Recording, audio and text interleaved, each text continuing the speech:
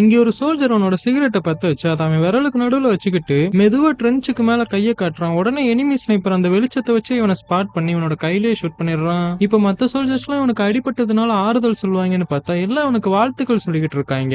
ஏன்னா இங்க நடக்கிற வார்ல இருந்து இவனுங்க வெளியே வரணும்னா ஒண்ணு இறந்து போயிடணும், இல்லனா இந்த மாதிரி ஏதாச்சும் அடிபட்டா இவனால இதுக்கு மேல சண்டை போட முடியாதுன்னு சொல்லி அவங்களே வீட்டுக்கு அனுப்பிச்சிருவாங்க.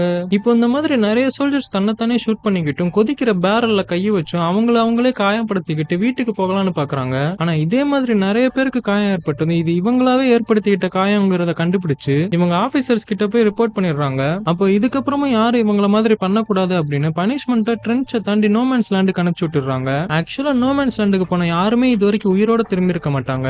அப்போ அங்க போனதுக்கு அப்புறம் ஒருத்தன் எதிரிங்க கிட்ட வெள்ளக்குடியை காமிச்சு சரண்டர் ஆயிடலான்னு பாக்குறான். அவனையுமே இறக்கம் இல்லாம சுட்டு கொன்னுடுறாங்க. அப்புறம் இன்னொருத்தன் இந்த நரகத்துல வாழ்றதுக்கு சாகவே செய்யலான்னு அவனோட நேஷனல் ஆந்தம் பாடிக்கிட்டே எதிரிங்க முன்னாடி போய் அவனும் இறந்து போயிடுறான்.